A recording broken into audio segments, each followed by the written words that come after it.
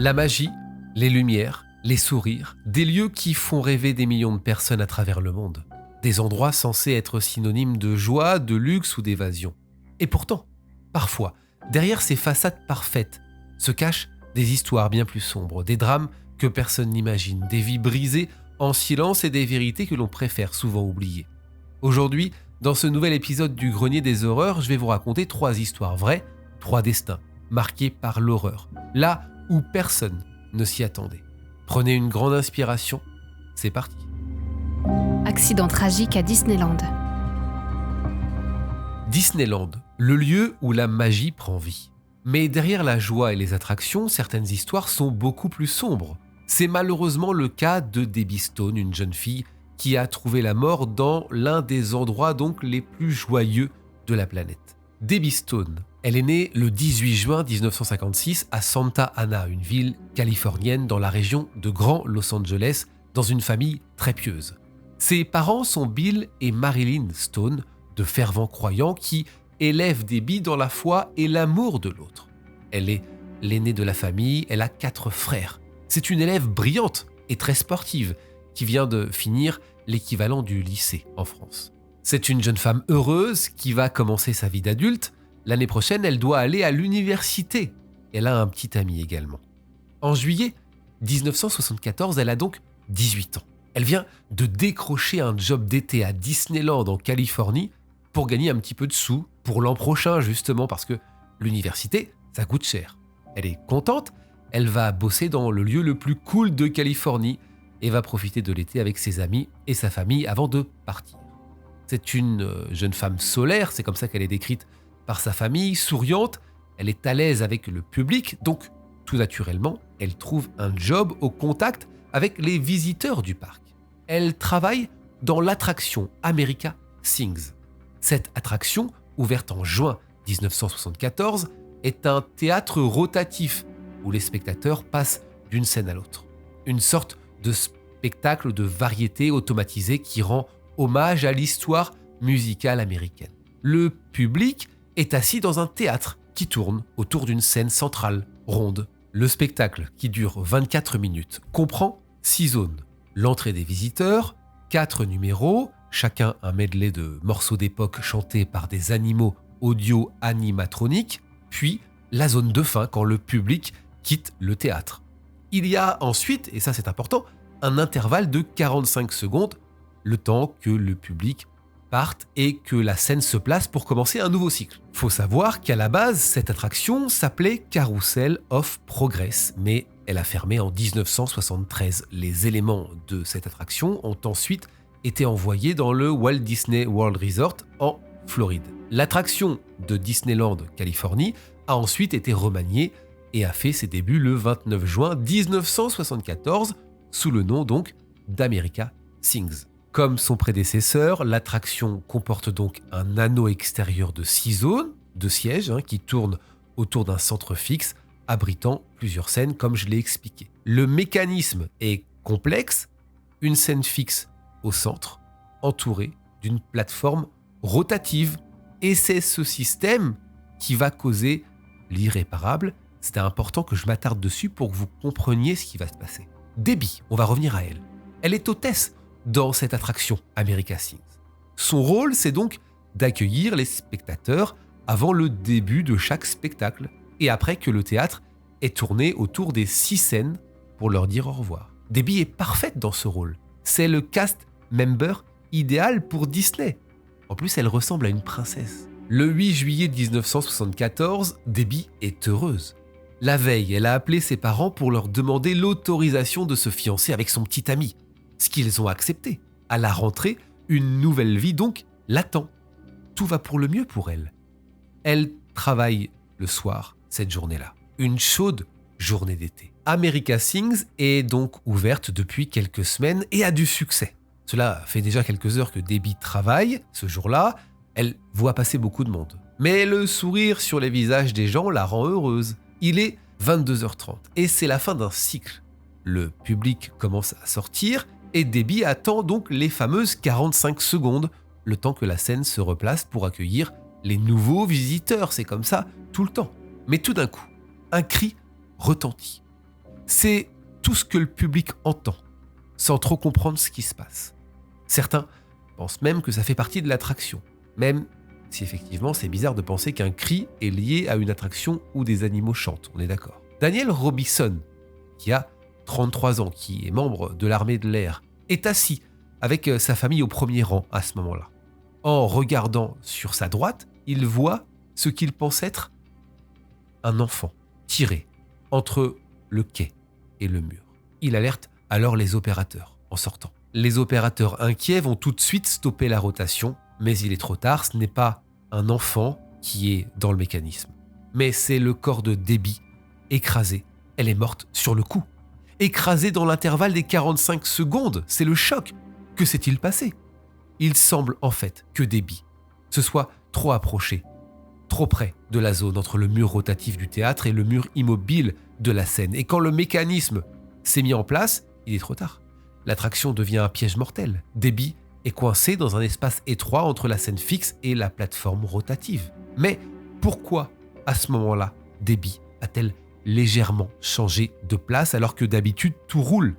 Pourquoi s'est-elle collée au mur ? En effet, Debbie connaissait par cœur cette attraction et répétait le même geste encore et encore.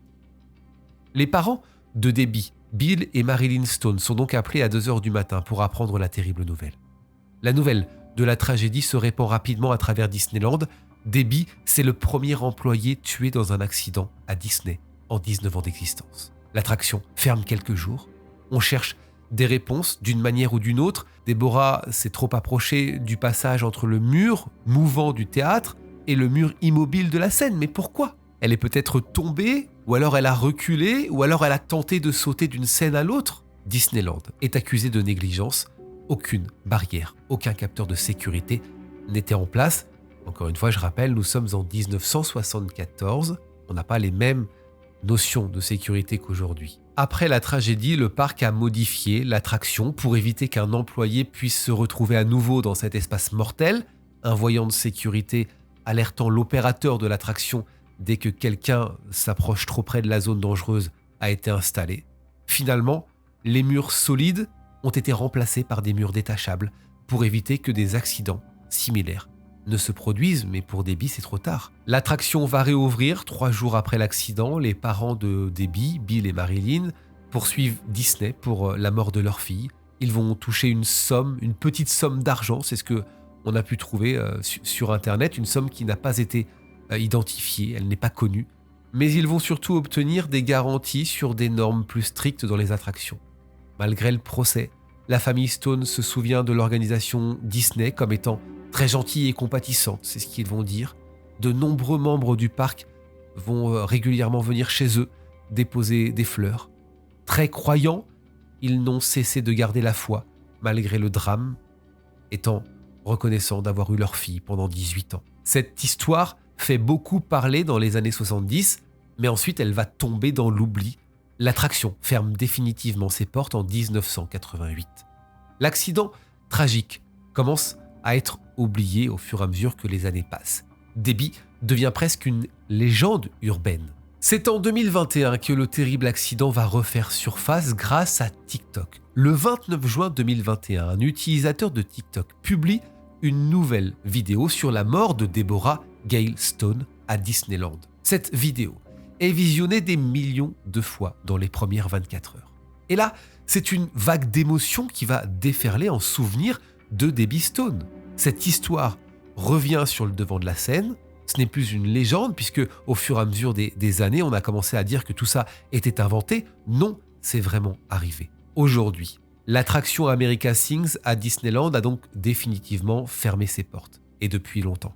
Bill et Marilyn vivent toujours à Santa Ana en Californie. Leurs 4 autres fils sont désormais adultes. Ils ont plusieurs petits-enfants. Il y a près de 70 ans, lors de la cérémonie d'inauguration de Disneyland, Walt Disney souhaitait, je cite, que la jeunesse savoure le défi et la promesse de l'avenir. Debbie Stone faisait exactement cela, chaque jour de sa vie. Walt Disney souhaitait que son royaume magique soit une source de joie et d'inspiration pour le monde entier. Deborah l'était certainement pour ceux qui l'ont connue de son vivant. Les proches de Debbie regrettent que Disneyland n'ait jamais mis de plaque commémorative ou un signe du passage de débit dans son parc californien. Seul son lycée à Santa Ana a inauguré une plaque. Peut-être qu'un jour Disney finira par lui rendre hommage, même juste un tout petit peu. Mort à Dubaï. Dubaï, les gratte-ciel qui touchent le ciel, les yachts qui scintillent sous le soleil, les soirées privées où le champagne coule à flot, crypto-monnaie, fortune colossale, milliardaires russes, tout cela évoque l'argent à profusion, le luxe ostentatoire, la fête sans limite, une image dorée presque irréelle où tout semble possible. Mais derrière ces façades étincelantes, derrière les villas aux murs d'or et les sourires affichés sur Instagram, se cache une vérité glaçante, une vérité faite de trahison, de disparitions mystérieuses et de meurtres. Car dans ce monde où tout s'achète, même la vie peut avoir un prix. C'est malheureusement le triste destin de Roman et Anna Novak. Roman et Anna, c'est 17 ans d'amour dans une vie de luxe. En 2025, ces deux Russes ont respectivement 38 et 37 ans. Ils ont une belle vie à Dubaï avec leurs deux enfants. Roman est multimillionnaire. Il est originaire de la ville russe de Saint-Pétersbourg. Il s'est rapidement forgé une image d'entrepreneur prospère et d'intermédiaire entre le marché crypto ainsi que le secteur informatique. Il est en couple avec Anna, donc elle est russe elle aussi, une ancienne journaliste de télévision russe, un amour fou, un mariage et deux enfants, le couple parfait. Mais rapidement, Roman montre son vrai visage. C'est un escroc. Il est condamné en 2020 à 6 ans dans une colonie pénitentiaire après avoir été reconnu coupable de tromperie financière à grande échelle. Un vol de 4 millions de dollars, mais il sort rapidement de prison en liberté conditionnelle en 2023. Cette condamnation ne l'empêche pas de se lancer rapidement dans un nouveau projet. Il commande à des développeurs ukrainiens l'application Fintopio pour effectuer des transferts rapides en crypto-monnaie et commencer à lever activement des fonds. Environ 500 millions de dollars après son lancement en 2023, auprès d'investisseurs russes en Chine et au Moyen-Orient. L'homme de 39 ans devient influent dans les milieux crypto-internationaux pour la plateforme qui promet de simplifier les transferts transfrontaliers de monnaie numérique. Roman, Anna et leurs deux jeunes enfants commencent une nouvelle vie à Dubaï et ils affichent sans complexe le luxe dans lequel ils vivent sur les réseaux sociaux. Ont-ils fui ? On peut le penser car lorsque des millions de dollars ont été investis dans le projet, l'homme d'affaires a justement déménagé à Dubaï et quelques mois plus tard, les investisseurs n'ont pas réussi à récupérer leur argent, le site étant bizarrement en maintenance. Les développeurs de Fintopio n'ont pas reçu leur salaire et les investisseurs se sont retrouvés sans argent. Cette nouvelle activité lui a valu rapidement des accusations d'escroquerie de la part de ses investisseurs. Pourtant, Roman et Anna continuent d'exposer leur vie rêvée sur Instagram, sans se soucier des accusations de fraude. Vacances de rêve en Italie et à Disney, yachts, voitures de marque, jets privés. Ils sont à Dubaï, le paradis des riches, et protégés de toute extradition. En mai dernier, Roman partage une photo de couple où ils posent devant la fontaine de Trévi à Rome, marquant ainsi leurs 17 ans d'amour, leurs 17 ans ensemble. En réfléchissant à leur temps passé ensemble, Roman a écrit ceci. 17 ans ensemble, 9 ans depuis qu'on a jeté une pièce dans cette fontaine. Et devinez quoi ? Nous sommes revenus, comme une suite, avec de meilleures tenues et le même amour. Et beaucoup de cheveux gris. Le couple est heureux. Anna aime aussi partager des photos de couples amoureux. N'est-ce pas trop dangereux d'exposer autant leur vie de luxe alors qu'ils ont escroqué des investisseurs ? Peut-être leur train de vie est un peu trop tape à l'œil. Roman et Anna sont en train de se faire beaucoup d'ennemis, sans s'en rendre compte. Le 2 octobre 2025 est une journée ordinaire pour Roman et Anna. Ils ont une réunion avec des investisseurs pour un projet de crypto. Leur chauffeur, puisqu'ils ont un chauffeur, les dépose sur un parking près d'un lac dans la région reculée de Hatta, près de la frontière avec Oman. Les investisseurs, voulant rester non identifiés et le lieu de la rencontre secret, ce n'est pas leur chauffeur qui les amène au lieu de rendez-vous, mais c'est un second véhicule appartenant aux fameux investisseurs. C'est vrai que monter dans une voiture d'inconnu en plein désert paraît fou, mais dans ce milieu de fraude, mafia J'imagine que c'est courant. Roman et Anna montent donc dans le second véhicule et leur chauffeur repart sans s'inquiéter plus que ça. À tout à l'heure. Mais quelques heures plus tard, les proches du couple font face à quelque chose d'assez étrange. En effet, ils reçoivent tous le même message provenant du téléphone de Roman. Roman les avertit qu'il est, je cite, coincé dans les montagnes à la frontière d'Oman et qu'il a désespérément besoin de 200 000 $. Aucun proche n'arrive à joindre le couple. Rapidement, l'inquiétude s'installe, la police est alertée. Leur chauffeur personnel interrogé explique à la police qu'il les a déposés sur un parking où ils ont été transférés dans un autre véhicule pour la fameuse réunion. Mais lui n'en sait pas plus. Les données de leur téléphone portable sont analysées. Atta, puis Oman, et ensuite ils émettent à Cape Town, en Afrique du Sud, avant que le signal ne disparaisse complètement le 4 octobre. Les proches n'ont aucune autre nouvelle. Peu de temps après, il n'y a plus aucun contact. Roman et Anna se sont-ils enfuis en Afrique du Sud? Étaient-ils en danger? Ça semble peu probable qu'ils aient laissé leurs enfants et qu'ils n'aient averti personne. C'est quand même étrange. La police continue de son côté les recherches, pensant que Roman et Anna ont peut-être été kidnappés pour leur argent. Le désert est alors fouillé. Ce n'est que le 11 novembre que la police des Émirats arabes unis annonce une découverte macabre. 2 corps ont été retrouvés enterrés dans le désert et très rapidement, ils sont identifiés. Il s'agit bien de Roman et Anna. Les corps, démembrés, ont été retrouvés enterrés dans une fosse peu profonde dans le désert de Dubaï, dans ce que la police décrit comme un double meurtre choquant et prémédité. Leurs restes ont été retrouvés, écoutez bien, dans une zone isolée, près de la réserve de conservation du désert de Dubaï précisément. Leurs corps ont été enveloppés dans des sacs de polyéthène et enterrés dans du béton, tandis que des solvants chimiques ont été utilisés pour effacer toute trace d'ADN. La police de Dubaï qualifie l'affaire de complexe et profondément troublante, affirmant que des agences internationales ont été appelées pour aider sur les aspects financiers du crime. C'est alors que les enquêteurs retracent la dernière journée de Roman et Anna. Le 2 octobre, ils sont attirés dans une villa louée, dans l'idée de rencontrer les fameux investisseurs potentiels, sans savoir qu'ils tombent en fait dans un terrible piège. À leur arrivée, ils sont torturés, côte à côte, pour accéder à leur portefeuille cryptographique. Mais une fois le mot de passe remis, les ravisseurs découvrent que les comptes sont vides et la situation prend une tournure désastreuse. C'est à ce moment-là que Roman essaie donc d'obtenir de l'argent de ses proches. C'est là où il envoie, si c'est lui évidemment, le message demandant 200 000 $ assez rapidement. Mais n'ayant pas réussi à réunir l'argent de la rançon, ou alors les kidnappeurs se sont impatientés un peu trop vite, Roman et Anna ont été poignardés, avant d'être placés face à face pour que chacun puisse regarder l'autre mourir. Et les corps ont été démembrés, puis enterrés. Après le meurtre, les auteurs se sont débarrassés des couteaux et des effets personnels des victimes, les laissant dans différents Émirats. Les téléphones ont été envoyés à Oman puis en Afrique du Sud pour faire croire à une disparition volontaire et induire l'enquête en erreur. Les Émirats et la Russie enquêtent conjointement parce que ce crime atroce fait grand bruit dans le monde des affaires de la crypto et particulièrement en Russie. L'enquête établit que les tueurs avaient des complices ayant aidé à organiser l'événement.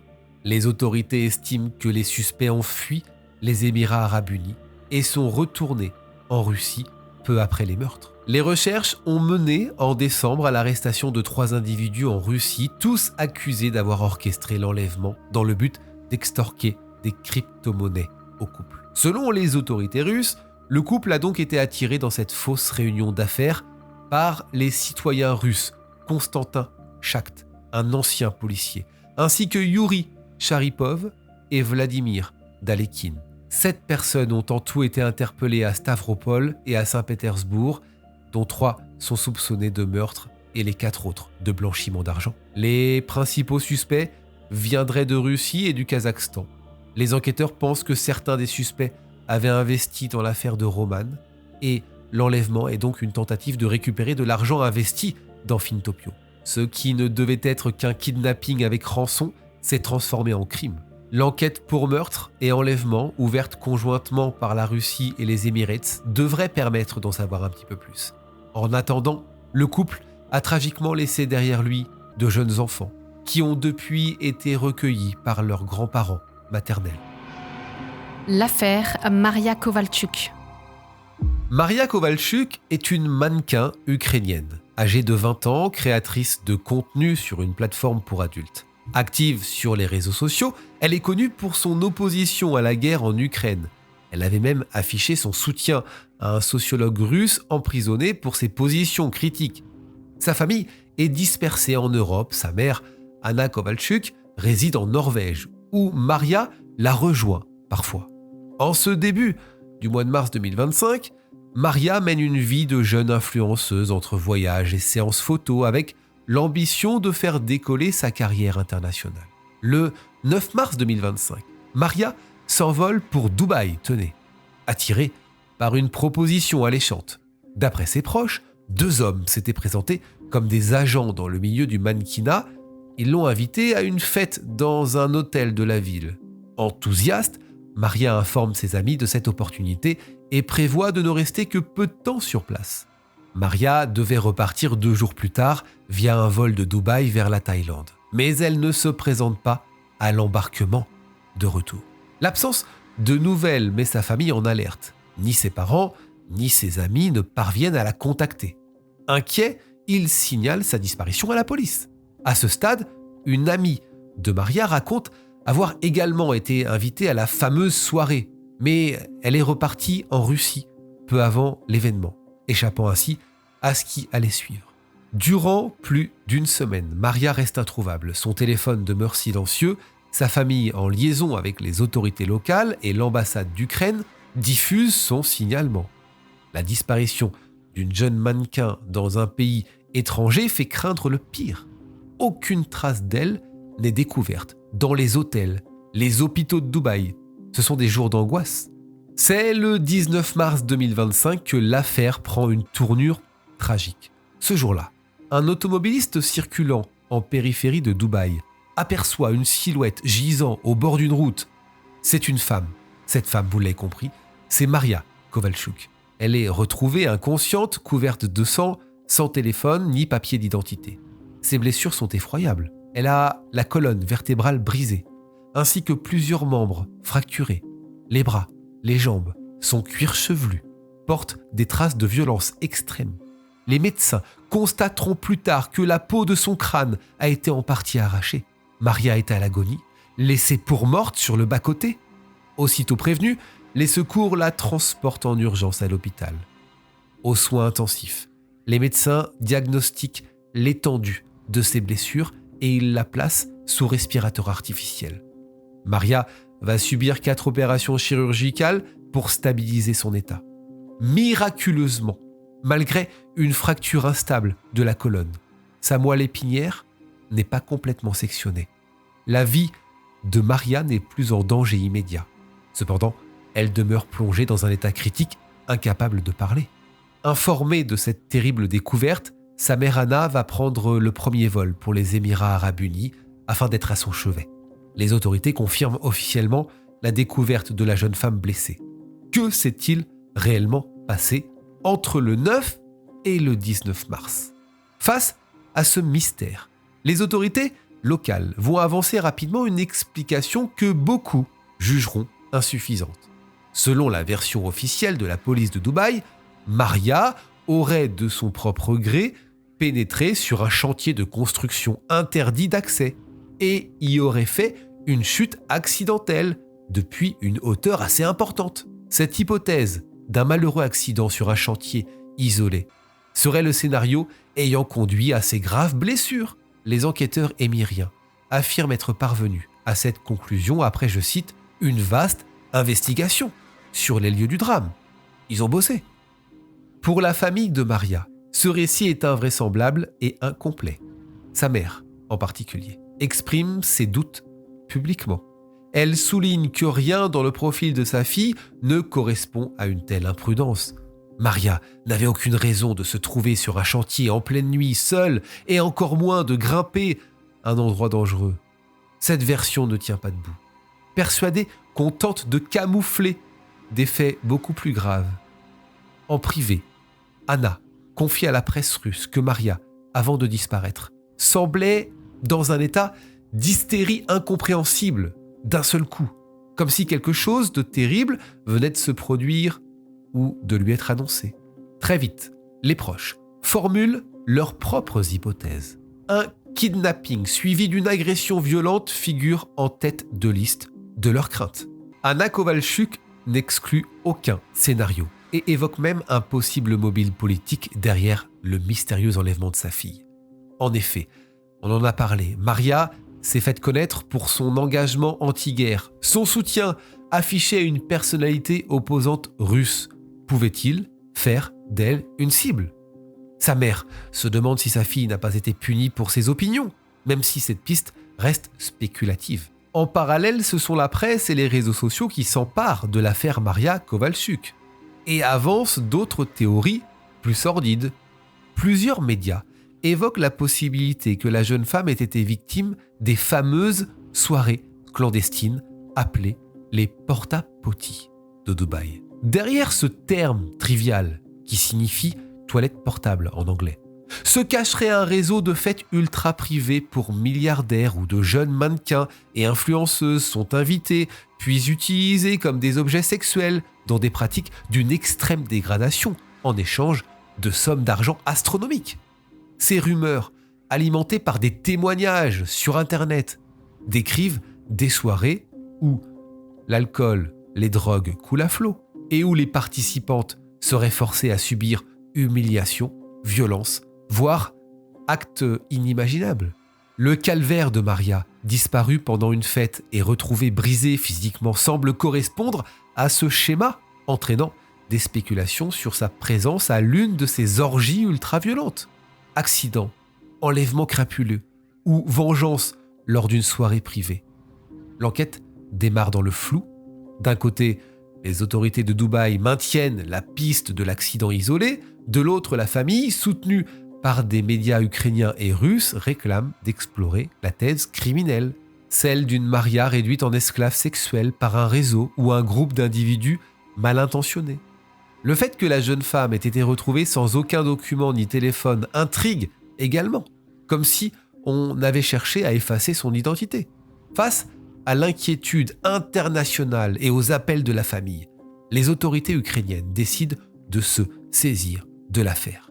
Le 29 mars 2025, soit 10 jours après la découverte de Maria, la police nationale d'Ukraine annonce l'ouverture d'une enquête pour, je cite, « trafic d'êtres humains » afin de faire la lumière sur les circonstances de la disparition de la jeune mannequin. Aucune personne suspecte n'est nommée publiquement à ce stade, mais les enquêteurs ukrainiens affirment travailler en lien avec leurs homologues de Dubaï. Pendant ce temps-là, Maria demeure toujours hospitalisée à Dubaï. Les semaines passent sans qu'elle puisse communiquer sur ce qui lui est arrivé. Son mutisme forcé retarde l'enquête, parce qu'elle est la principale témoin de son drame. Des sources non officielles commencent toutefois à filtrer. D'après un témoignage anonyme, recueilli par un média britannique, des citoyens russes présents aux Émirats arabes unis seraient impliqués dans la torture qu'a subie la jeune femme.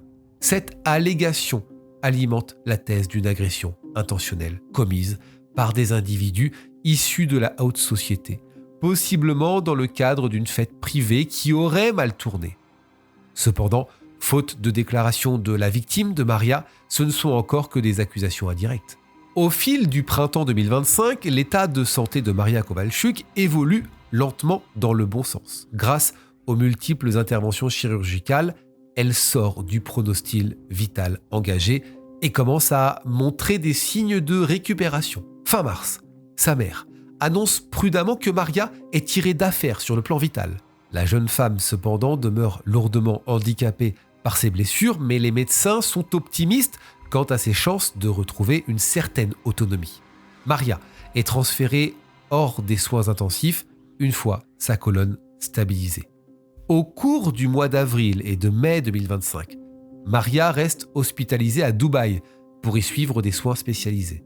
Elle entame une rééducation douce, bien que toujours incapable de s'exprimer oralement. Son silence prolongé est attribué à une combinaison de facteurs. Intubation prolongée, traumatisme psychologique profond et peut-être des lésions nerveuses dues à la fracture cervicale. Durant cette période, l'enquête piétine, aucune annonce d'arrestation n'est faite et la famille attend impatiemment que Maria soit en état de raconter ce qu'elle a vécu. Seule elle pourra dire la vérité. Il faut attendre 4 mois après le drame pour que Maria Kowalczuk puisse enfin sortir de son silence et livrer sa version des faits. En juillet 2025, désormais hors de l'hôpital, la jeune femme se déplace en fauteuil roulant. Elle a trouvé refuge en Norvège auprès de sa mère. Elle poursuit sa rééducation. C'est depuis ce havre de sécurité qu'elle accorde sa première interview à un média russe pour raconter en détail la nuit de cauchemar qu'elle a endurée. Ces révélations vont faire l'effet d'une bombe et balayer les hypothèses précédentes, confirmant qu'elle a été victime d'une violente agression délibérée. D'après le récit de Maria, tout a basculé après qu'elle ait manqué son vol retour du 11 mars. Ce jour-là, elle ne se réveille pas à temps pour se rendre à l'aéroport. Coincée à Dubaï pour au moins une journée de plus, la jeune femme croise alors le chemin d'un jeune homme de 19 ans, très avenant. Celui-ci lui propose de l'héberger temporairement dans sa chambre d'hôtel, en lui assurant que son père, un riche homme d'affaires, pourrait la ramener en jet privé jusqu'en Thaïlande, ce qui arrangerait bien Maria, désormais sans vol. Confiance ou naïveté, Maria accepte cette aide inespérée. Le jeune homme l'invite le soir même à une fête privée où se retrouvent d'autres fils à papa de la jet-set russe et ukrainienne présente à Dubaï. Maria admet qu'elle a vu l'occasion de réseauter et peut-être de bénéficier d'un vol gratuit et qu'elle s'y est volontairement rendue. Cependant, l'ambiance de la soirée va dégénérer assez rapidement. Sur place, Maria découvre un cercle restreint de jeunes gens fortunés qui consomment en quantité de l'alcool et de la poudre blanche. Elle-même, prudente, refuse de boire ou de se droguer. Son abstinence agace les autres convives. Ils ont commencé à me taquiner en me demandant pourquoi je ne buvais pas. Très vite, la taquinerie tourne à l'intimidation physique. Les hommes présents ce soir-là se mettent à la bousculer agressivement. Sous les rires moqueurs du groupe, Maria encaisse, elle est mal à l'aise, puis elle entend l'un de ses agresseurs lui lancer « Tu nous appartiens, nous ferons ce que nous voulons de toi. » Cette phrase glaçante fait basculer la soirée dans l'horreur. Les jeunes hommes déchaînés brisent des bouteilles en verre sur le sol dans un fracas terrifiant, comme pour montrer à Maria qu'elle est à leur merci. La panique gagne la jeune femme. Ses affaires personnelles lui sont confisquées, on lui retire son passeport, son téléphone et même ses vêtements, comme pour la priver de tout échappatoire. Maria comprend avec effroi que ces individus entendent abuser d'elle. Elle refuse catégoriquement les avances, elle repousse plusieurs fois, ce qui provoque la fureur de ses agresseurs. Craignant pour sa vie, elle tente alors le tout pour le tout, elle s'échappe en courant de la suite où se déroule la fête, profitant d'un moment d'inattention. Poursuivie, elle se précipite hors de l'hôtel et en plein désarroi, elle trouve une cachette de fortune sur un chantier de construction à proximité. Seule, en peignoir, pieds nus, elle se blottit dans l'obscurité parmi les équipements du chantier, espérant échapper à ses agresseurs. Mais sa fuite sera de courte durée. 2 des hommes du groupe la retrouvent rapidement. Ils foncent sur elle, ils la passent à tabac avec une violence inouïe. La suite du récit fait froid dans le dos. Maria décrit des coups d'une brutalité extrême. Elle est frappée jusqu'à perdre connaissance. L'un des assaillants va s'acharner au point de lui arracher partiellement le cuir chevelu, causant une blessure béante à la tête. À partir de ce moment, Maria a des absences. Les médecins, plus tard, confirmeront que certaines de ces blessures sont compatibles avec le fait d'avoir été renversée par une voiture ou d'avoir chuté d'une grande hauteur. Maria ignorera jamais si ces tortionnaires l'ont jetée d'un endroit élevé ou percuté volontairement avec un véhicule pour l'achever. Grièvement blessée et inerte, Maria est finalement abandonnée au bord d'une route par ces hommes qui la croyaient probablement morte. C'est là que, par chance, un automobiliste la découvre et alerte les secours, bouclant ainsi le sinistre déroulé de cette nuit. Le témoignage de Maria Kowalczuk est accablant. Il met en cause de jeunes hommes russes fortunés, des fils d'hommes d'affaires riches, qu'elle accuse de l'avoir torturée et d'avoir tenté de la tuer délibérément. Ce récit de survivante confirme qu'elle n'a jamais participé à une porta potty organisée par des inconnus. Son calvaire a eu lieu lors d'une fête privée entre jeunes VIP dans un cadre relativement restreint. Maria coupe ainsi court aux rumeurs initiales en pointant la responsabilité de quelques individus bien identifiés plutôt que d'un réseau occulte. À la lumière de ces révélations, on comprend mieux pourquoi l'explication officielle d'une chute accidentelle sur un chantier semblait si incohérente. D'une part, Maria s'était réfugiée sur le chantier pour fuir ses agresseurs. Elle n'y était pas par aventure personnelle. D'autre part, il apparaît que les agresseurs ont pu brouiller les pistes. En effet, lorsque la police de Dubaï est intervenue en mars, plusieurs suspects ont été interpellés et interrogés suite à l'agression de Maria. Cependant, ces derniers ont nié toute implication violente. Ils auraient affirmé avoir tenté, je cite, d'aider la jeune femme sans expliquer pourquoi elle a été retrouvée nue, sans effet personnel et à moitié morte sur la chaussée. D'après Maria, aucune charge n'a été retenue contre ces hommes qu'elle désigne comme ses bourreaux.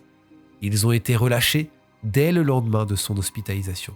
Cette impunité initiale s'explique possiblement par le manque de déclaration de la victime à chaud et par l'influence familiale dont bénéficieraient ces jeunes gens de la haute société. Aujourd'hui, l'affaire Maria Kovalchuk reste sous enquête.